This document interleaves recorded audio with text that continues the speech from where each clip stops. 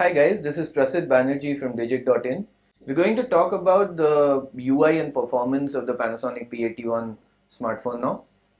So right at the offset, you see this the lock screen. This is the gesture play feature that Panasonic has introduced. If you look at it, it's got the U for unlock, S for SMS, and this squarish symbol for camera. What you have to do is you have to make that gesture in order to unlock the device.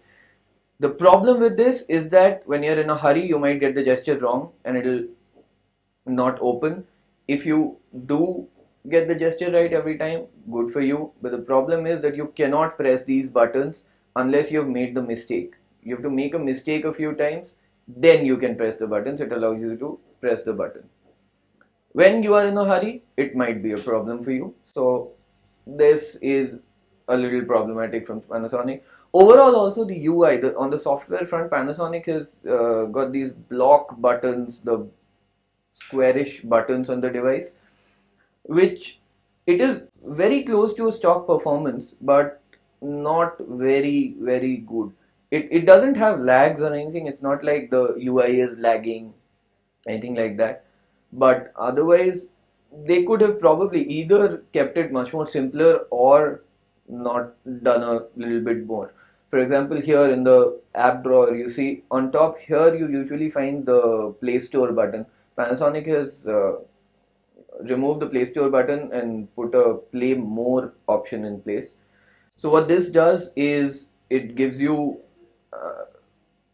options to change your wallpaper and theme and everything. It's got your wallpapers, lock screen wallpapers, fonts, and the more option lets you customize your theme much more. Here you see the inner cube effect. You can have different effects for animations in the home screen, your app list, ringtones. So this is the place to play more option that Panasonic is giving you. The UI is also very bloated. For an 8GB device, you on the settings, if you check the storage option that you get, it's got 8GB internal memory. It's allowing you to use 5.64 only. Now out of this 5.64 GB, you will of course load games and everything on it. Since it is an octa-core phone, you will put games and everything, so you might run out of space easily.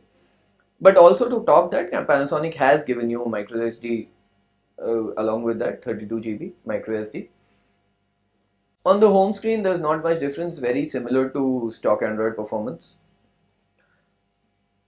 On the performance, this phone is actually its biggest advantage with this phone is that it gives you amazing performance. It's actually beaten other octa-core phones. The Micromax Canvas Night, for example, it's beaten that on our benchmark scores. Apart from that,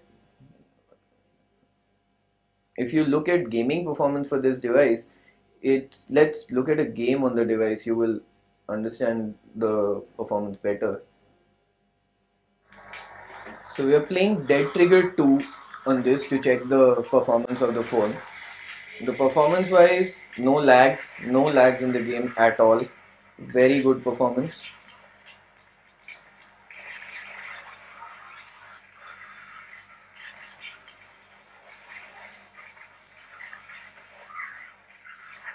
And this is a resource intensive game, very resource intensive. In fact, in many smartphones, in about 5 minutes your phone will heat up, often even to a point where you can't continue playing. You have to give your phone rest.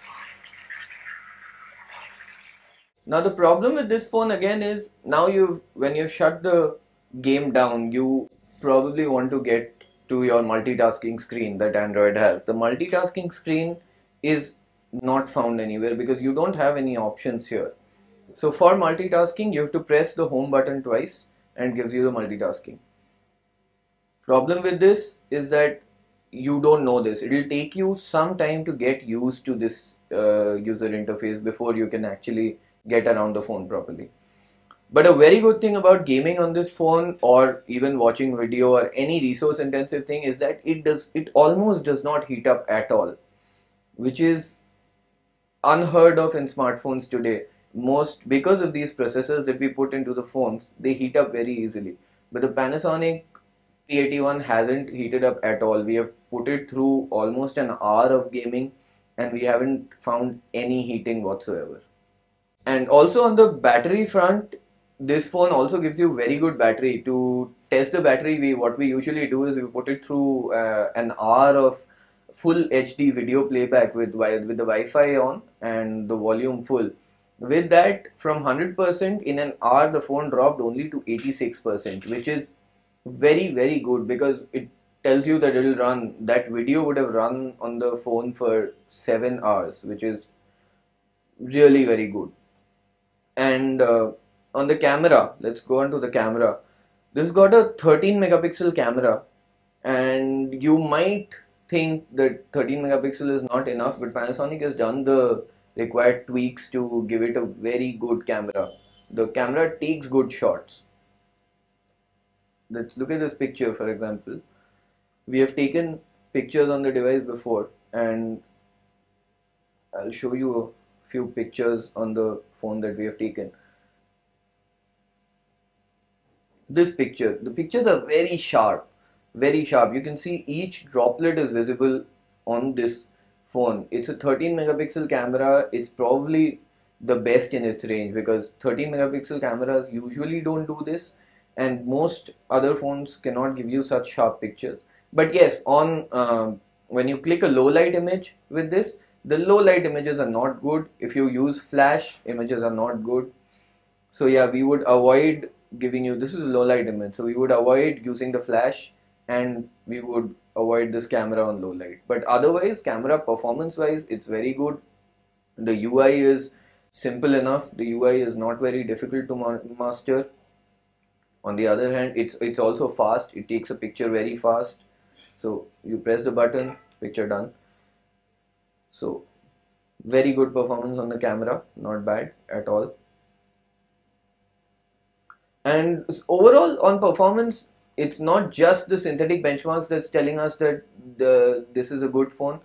Benchmarks are not the end all and be all of performance, but even after testing it, this phone really gives you good performance.